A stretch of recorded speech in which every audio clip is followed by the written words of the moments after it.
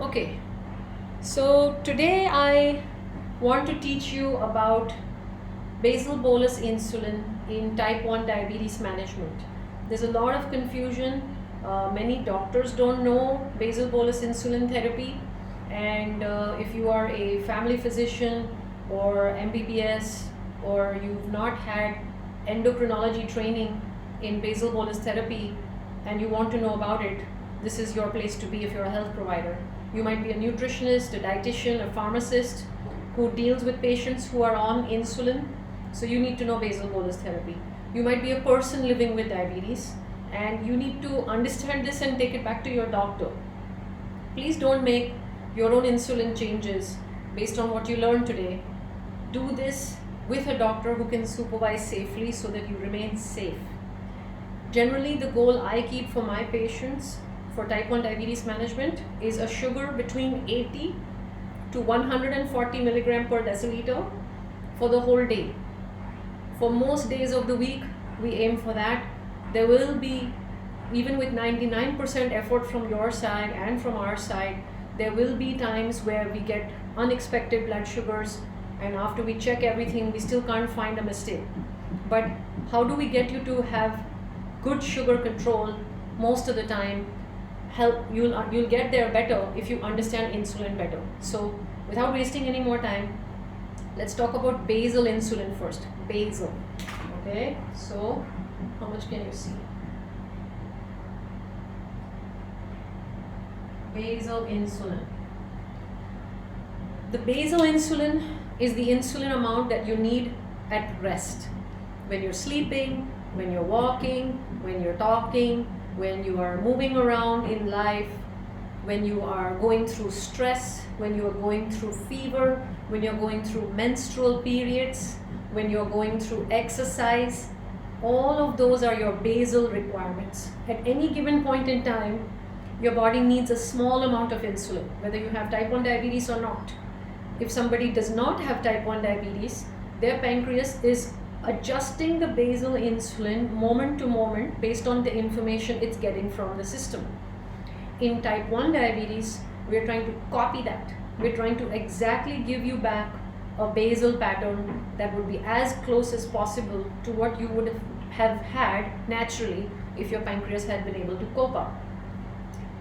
What does a basal requirement look like generally in someone who is healthy, not under big stress, not having any infection, and is just resting, not eating? They could be fasting. So even if you're fasting, you need this much insulin, okay? So this clock, this timeline shows 12 midnight, 12 noon, 12 midnight. This is a 24-hour graph of a day. Usually around 3 or 4 in the morning, around here, can you see that? You see how the graph goes up a little bit? That's because your body needs a little bit more insulin from 3 a.m. to 6 a.m. generally. We call this the dawn phenomenon. Why? Because that's when the birds start chirping. It's when the sun starts rising. It's when nature starts to realize morning is coming. The body also has been prepared for millions and millions of years to understand that sunrise is coming in a few hours. So a few hours before sunrise, your natural hormones start to wake up. Cortisol and growth hormone, these are some natural hormones that everybody has. Even if you have type 1 diabetes, you have those hormones. The only hormone you don't have is insulin. So you have cortisol and you have growth hormone. Those will start to rise naturally the way they do for all of us, for all humans. And because we need to wake up with those hormones, it's basically an attempt to make a little bit more blood sugar available. But in somebody who does not have type 1, the insulin secretion also rises in the early hours of dawn so that you wake up with a normal blood glucose and your other hormonal benefits are with you. In type 1 diabetes, the cortisol and growth hormone are trying to give you the morning benefit, but you don't have the insulin increase unless your doctor has done that for you. Okay, so what does this mean? Let's talk in terms of numbers. Approximately 0.5 units per hour could be a basal need for somebody. What does that mean? That half a unit per hour, if I try and take the average of this line, it might be somewhere around 0.5 for most of the day. Okay, for most of the day it might be 0.5, but maybe just before this you might need 0.3, maybe up here you need a maximum of 0.6, 0.7. So if you're on an insulin pump, this becomes very easy. We just go in and we program 3 o'clock, 4 o'clock in the morning when we know that this is when your blood sugar starts to rise. This is when we say, let's give you a fraction of units extra per hour on the insulin pump.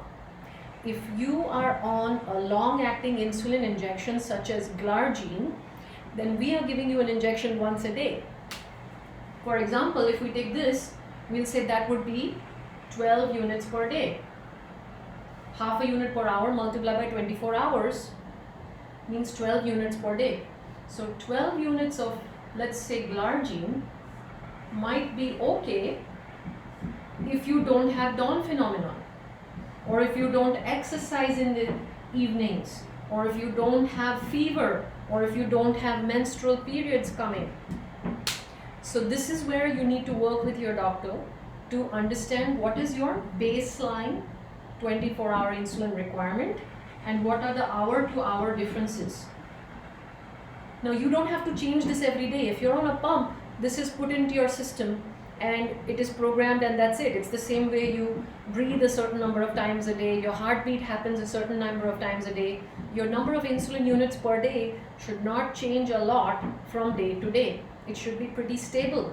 So you're not supposed to be changing this on your own. A major mistake that people make is they see a high number over here and they straight away increase the Lantus, the glargine. That may not be the right answer, because if half a unit per day is not enough, okay, and so I say, let me give 16 units per hour. That becomes 16 units per day. If I increase it to 16 units per day, that might catch this, you see, that might catch this. But what about here? What about if you have a tendency for a low sugar between midnight and 3 a.m.? That's why a lot of times we ask you to check a 3 a.m. sugar before we increase this, because if I just take the baseline insulin and drag it up, you might go for a very bad hypo over here, a bad hypo over here, because it's too much basal insulin for certain times of the day. So sometimes what we do, if you're on injections, is we'll ask you to wake up at like 4 or 5 in the morning. I know it's difficult, but we'll ask you to wake up and take a short-acting insulin injection over here. Once we make sure that you're not going to be able to handle a big dose of more basal insulin, if it's too dangerous, like let's say your sugar here is 80. Let's say your sugar here is 80 and your sugar here is 160. If I increase the basal insulin to catch the 160, this 80 will also go lower, because you're giving more insulin through the whole day. So then I will not increase this insulin. I will give you quick acting insulin right here at 4 or 5 in the morning, just to catch this high sugar which you're waking up with. If you exercise and you're on a pump, you can suspend the pump, you can temporarily give yourself less insulin per hour. You can say, give me half of the insulin, 50% basal insulin for 2 hours, because that's what works for my workout, let's say.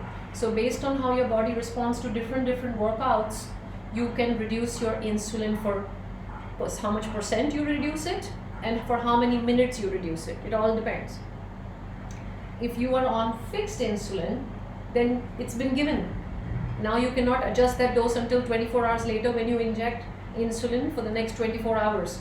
So if in the next 24 hours you exercise, this rate is straight. Glargine insulin goes straight. It doesn't change from hour to hour. So it gives you the same amount divided by 24 hours.